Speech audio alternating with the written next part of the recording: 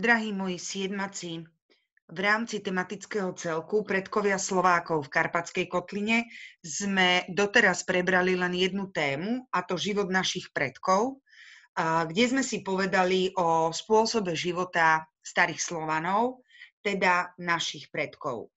Dnes budeme pokračovať dvoma takými kratšími témami, ktoré som vám spojila do jedného celku alebo do jedného videovýkladu, a to je Samová ríša a vznik Veľkej Moravy. Začneme Samovou ríšou a tu si musíme najskôr niečo povedať o kočovnom kmeni Avarov.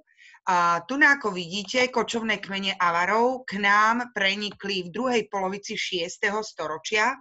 Tu na tejto mapke môžete vidieť, kde teda Avari sa usídlili, keď ako kočovné kmene prišli do našej blízkosti. Tu máme Slovanov, vidíte, tu je Fránska ríša, čiže viete si približne predstaviť, kde sa teda Avari usídlili, a máte tu rovnako napísané, že v susedstve našich predkov, teda Slovanov, žili takmer 250 rokov. Avari našich predkov, teda starých Slovanov, pravidelne napádali, no a s tým súvisí teda vznik Samovej ríše. Tu vidíte roky, ktoré budem chcieť, aby ste vedeli, čiže Samová ríša existovala v rokoch 623 až 658. No a ako som spomínala, tak naši predkovia bojovali teda proti Avarom, no a v boji proti ním našim predkom pomáhal fránsky kupec Samo. Keď by sme si vrátili teda na túto mapku, tak ako som, tu vidíte Fránska ríša, áno, tu konkrétne bola teda východofránska ríša, teda fránsky kupec Samo zásoboval našich predkov zbraňami, respektíve predával našim predkom zbrane a tým im pomohol zvíťaziť nad Avarmi. Slovania mu boli veľmi vďační a zvolili si ho za kráľa. Samo tu vládol 35 rokov. Tu na tejto mapke môžete teda vidieť, aká veľká, tu vidíte, boli Avari, Fránska ríša, tu vidíte, aké veľké územie teda zaberala Samová ríša. Tu v prezentácii máme podobizeň Sama, avšak samozrejme, že z tohto obdobia nemáme autentickú podobizeň, čiže naozaj túto jeho podobizeň si môžeme len domýšľať. Ale poďme ešte k Samovi, pretože prichádzame k skrytej otázke. Som sa trošku zakoktala. K skrytej otázke. Čo znamená skrytá otázka? Ja vám túto otázku ani odpoveď na ňu nebudem vkladať ani do správy na EduPage, neupozorním vás na takúto otázku, ani v poznámkach to nebudete mať, ktoré budú zverejnené na Tole 81. Je to vlastne také moje overenie, že či ste si toto video naozaj vypočuli od začiatku do konca, pretože kto si ho len tak bude preklikávať, aby teda sa nepovedalo, tak môže sa kľudne stať, keďže stále tú otázku položím v inom čase, a môže sa stať, že jednoducho túto otázku nepostrehne a tým pádom mi nepošle odpoveď na ňu.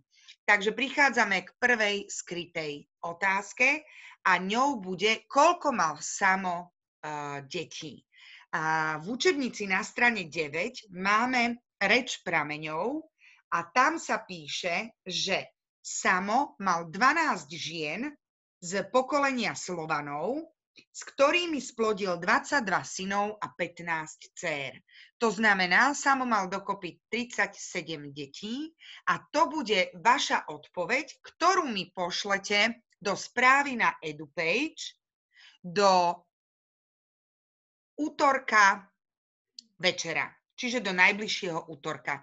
Vzhľadom na to, že my máme hodinu v piatok, tak do najbližšieho útorka mi pošlete túto odpoveď. Nemusíte písať otázku, stačí odpoveď, že mal 37 detí. Tento článok alebo túto reč prameňov o Samovi si môžete prečítať aj v učebnici, teda na strane 9. Takže Franský kupec Samo stál na čele Slovanov 35 rokov. Po jeho smrti sa ríša rozpadla a o Samovej ríši hovoríme ako o prvom kmeňovom zveze Slovanov. Čiže nehovoríme o štáte, ale hovoríme o kmeňovom zveze Slovanov. V podstate k Samovej ríši je to všetko, čiže tu len budem chcieť, aby ste vedeli teda povedať o Avaroch, aspoň tie základné veci, že vlastne neustále napádali Slovanov, keďže žili v ich susedstve. No a že v boji proti Avarom pomohol Slovanom franský kupec Samo, ktorý ich zásoboval zbraňami. A keď im pomohol zvíťaziť, Slovania si ho z vďaky zvolili za kráľa a Samova ríša teda trvala 35 rokov, zanikla v roku 658 tým, že Samo zomrel. Po jeho smrti táto ríša zanikla.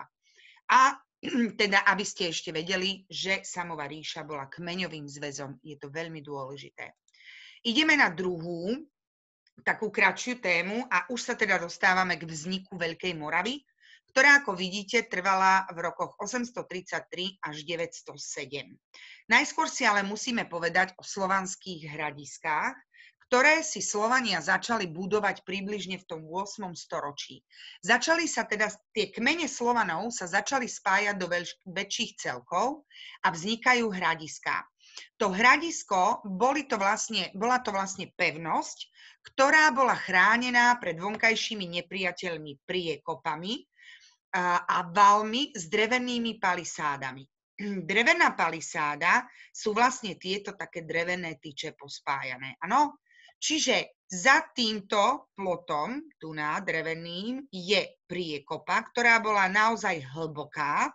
To znamená, vidíte, že tieto opevnenia sú drevené, čiže aj keď sa podarilo nepriateľom prekonať túto prvú zábranu, tak vlastne čakala ich za touto prvou ohradou alebo týmto prvým opevnením hlboká priekopa. Potom je násyp, teda val, vidíte, taká vyvýšenina, na ktorej bolo teda opevnenie z palisád. Čiže drevené palisády, to boli zaostrené tyče. Áno? Takže to máme hradiská. Čo sa týka archeologických nálezísk na Slovensku, takže boli to Nitra, Bratislava, tu nám máme Devín, ako pravdepodobne teda vyzeralo podľa archeologických vykopávok toto hradisko. A potom tu máme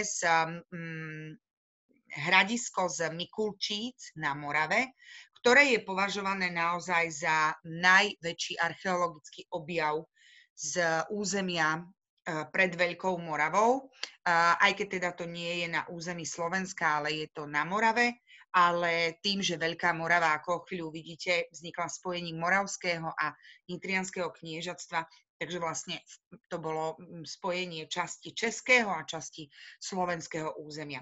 Takže aby ste mi vedeli vymenovať tieto archeologické náleziská, čo sa týka hradísk na Slovensku, a teda máme jedno z Moravy a to sú Mikulčice. V prvej polovici 9. storočia, čiže ako sme mali na tom úvodnom slajde k Veľkej Morave, Veľká Morava vznikne v roku 833. Pred týmto, ale teda v prvej polovici od začiatku teda 9. storočia fungujú dva útvary, a to je Moravské kniežatstvo, kde vládne knieža Mojmír, a potom je to Nitrianske kniežatstvo na našom území, kde vládne knieža Príbina. Čo sa týka Príbinu, tak naozaj veľmi významný pre Nitrianske kniežatstvo a pre územie Slovenska, pretože Príbina dal vo svojom hradisku v Nitre v roku 828 dal postaviť prvý známy kresťanský kostol, napriek tomu, že Príbina bol teda pohan. A vlastne aj Slovania, ja som vám spomínala, hovorili sme si, keď sme vraveli o živote našich predkov, že naši predkovia, alebo teda starí Slovania, boli pohanmi a tam sme si aj spomínali niektorých pohanských bohov, v ktorých verili Slovania, ako napríklad Perún alebo Morena. Napriek tomu dal Príbina v roku 828 vo svojom hradisku v Nitre postaviť prvý známy kresťanský kostol.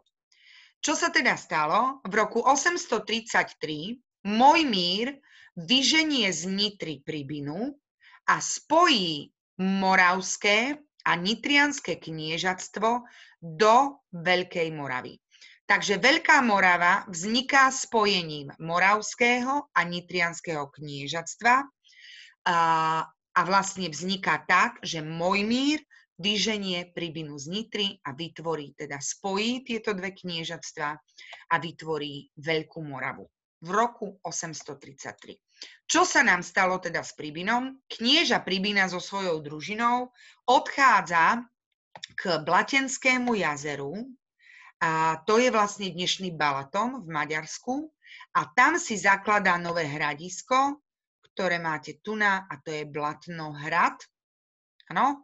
Čiže keď sa budem pýtať, kam z Nitry odchádza Pribina, odchádza k Blatenskému jazeru, tu nám máte aj napísané Balaton, alebo teda Blatenské jazero, dnešný Balaton, a tam si vytvára nové hradisko, a to Blatnohrad. Po smrti Pribinu, teda v tomto jeho hradisku, vládne jeho syn Koceľ. To je v podstate všetko, čiže naozaj dve také krátšie témy, a to je Samová ríša a vznik Veľkej Moravy. Pri vzniku Veľkej Moravy naozaj budem chcieť, aby ste teda vedeli charakterizovať hradiska, čo to bolo, aby ste vedeli, čím bolo tvorené opevnenie týchto slovanských hradísk, aby ste vedeli, čo je palisáda, tak tiež aby ste vedeli, kto vládol v Moravskom, kto v Nitrianskom kniežatstve, kedy vzniká Veľká Morava, spojením ktorých kniežatstiev, kto vlastne bude prvým vládcom, lebo tým, že Mojmír vyženie Pribinu, tak prvým panovníkom, prvým vládcom, prvým kniežaťom Veľkej Moravy bude Mojmír prvý, no a kam odchádza Pribina. A teda, že si zakladá nové hradisko, a to Blatnohrad.